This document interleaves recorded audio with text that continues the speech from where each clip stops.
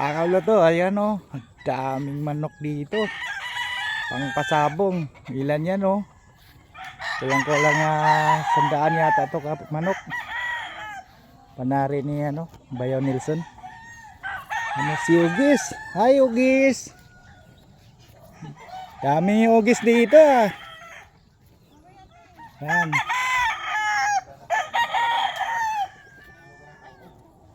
Mga manok ni San Pedro. Dami.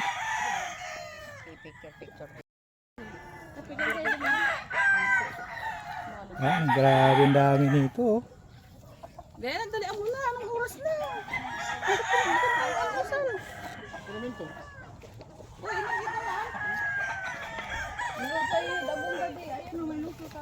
Awan. Pagkain pa lang dito, sapat na. Eh, buti ito, matipid-tipid pa kain.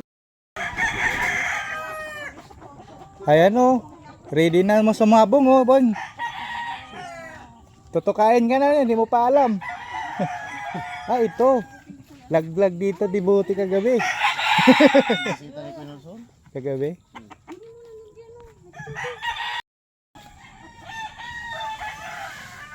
So guys, so gusto yung manok panabong. Dami dito.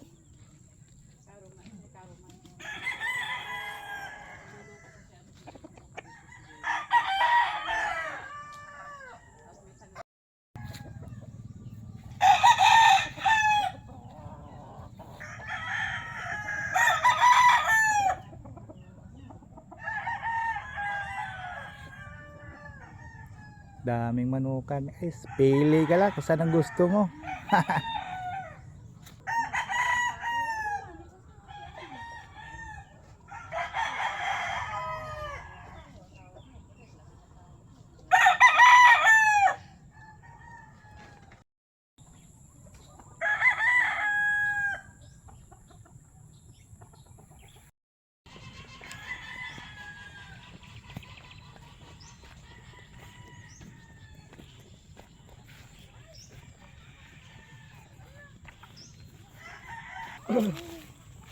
Ito, garas. Ha? Ito, garas.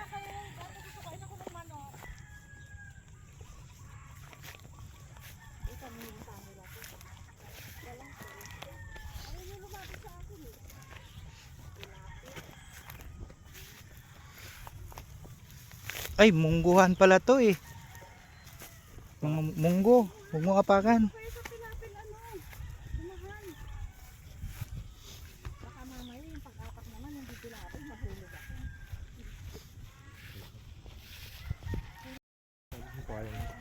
Ha?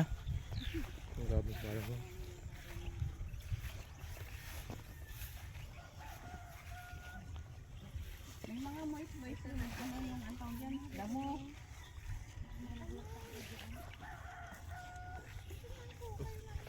Lawak ng palayan dito guys. Pag ano, tapos ng harvest ng palay, munggo naman. Oh! Ma! Ma! Nadapa yung isa. Yan, laglag pilapil. Arthur, sino pa ba? Oh! Bumalik. Ha? Ayan guys. Baka.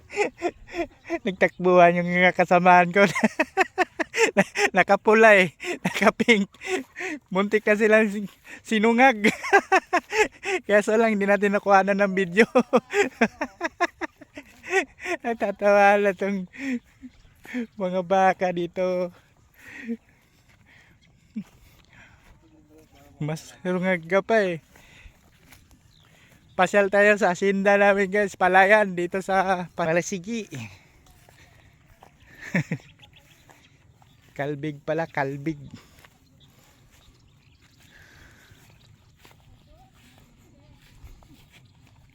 Wow, lilim. Doon pa yung pupuntahan namin no. Ayun, may pulang bahay. Malayo-layo pala karin pala namin dito. No. Daming mga ibon, no? Ano, nagliliparan. Puti. Payong mo guys. Walang patawad sa init yung payong nila. Oh, laki. Kablo to. Ito. 1 to sawa yung lakaran. Parang walang hangganan. Layo natin to. Ayan oh, bundok na yan guys oh. Yan. Pasyal tayo dito sa Kapalayan. Namimiss na natin itong buhay probinsya. Samantalayan na natin. Minsan lang tayo kaganito makauwi. Mamaya balik na tayo ng Manila. Ngayong hapon mga 4 to 5 hours biyahe natin galing dito sa Pangasinan to Manila. May pupuntahan lang kasi kami kamag-anak nila ni Mrs. dito na namimiss na nila. Tagal na nilang hindi nakita kasi sa mga malayong lugar nakatira itong mga pamangkin niya. Yung isa naman nakatira sa Tugigaraw, 12 oras, mas malayo.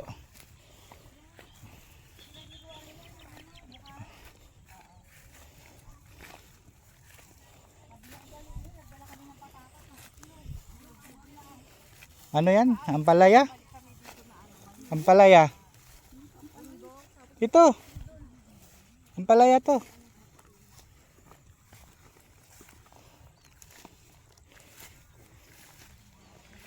Wow, wow, wow. Doon pa tayo kanina guys oh. Yan.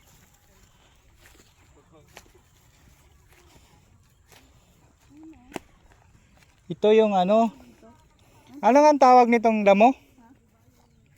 Ito yung ginagawa ng project sa mga bata sa school eh. Yung puno nito. Kailang nakalimutan ko na.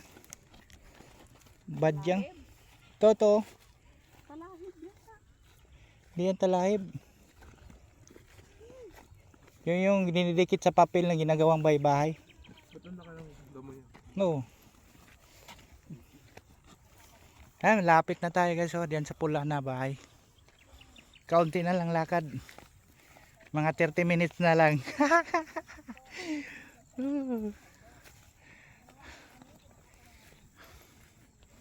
Medyo hingal na.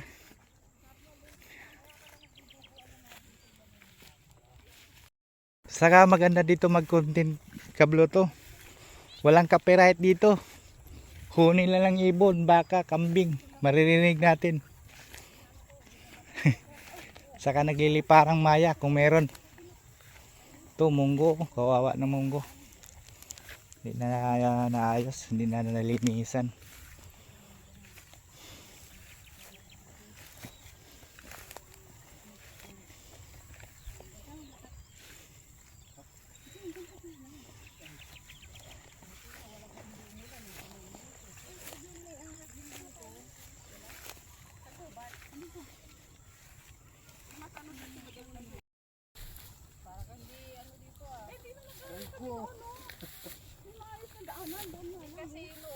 Nagabigit pa.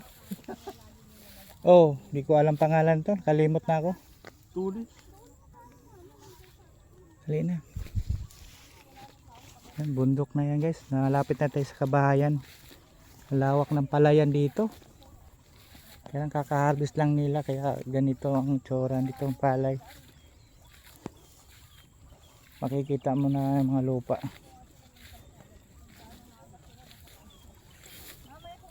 Hinto muna tayo sa sounds natin trip. Content muna tayo ng lakad. Lakad. Walking. Alay lakad.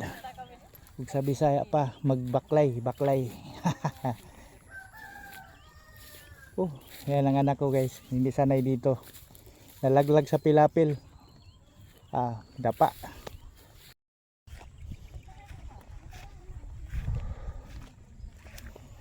Ayan guys, anak ko.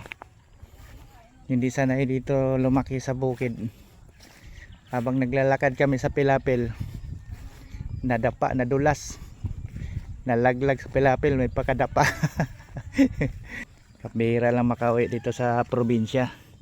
Kaya hindi nakaugali ang mamumuhay.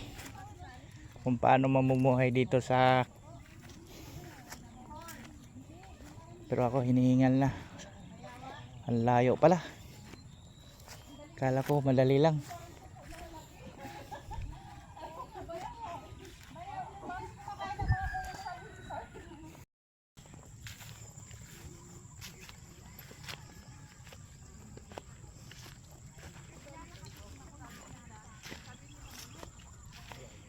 Kaya yung mga tao dito Kabloto malusog, malakas, malayo sa sakit.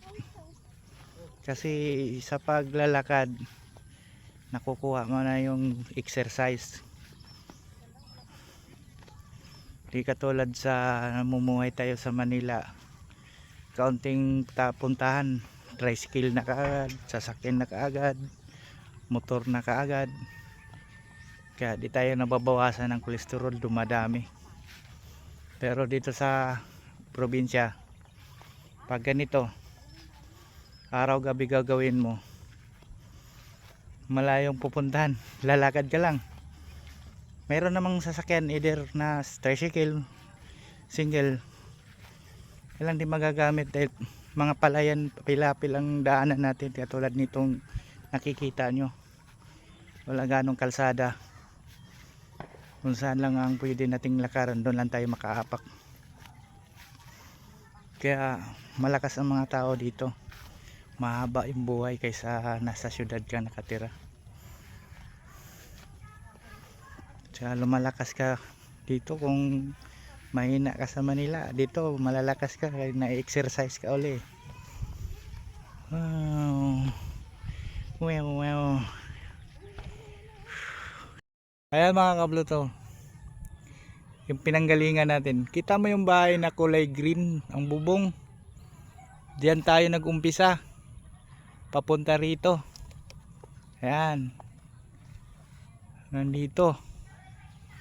Ganon kalayo yung nilakad namin ngayon. Parang wala lang kasi walang masakyan eh.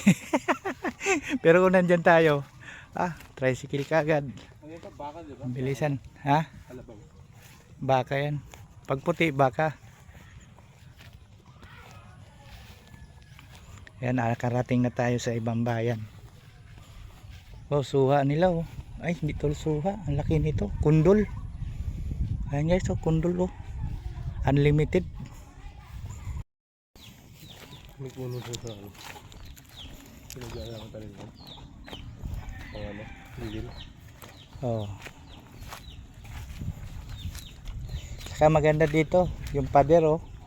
Pwede mo lang lakaran.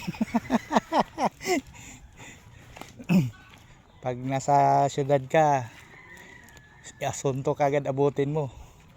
Yung daanan, di yan naman. Kabilang daanan na kasi ito, sumorkat tayo, kaya nalakad natin. Ayun guys, nararating na natin yung pupuntahan natin dito sa kamag-anak ni Mrs. Ay, natapos din ang lakaran. Yan. Thank you for watching.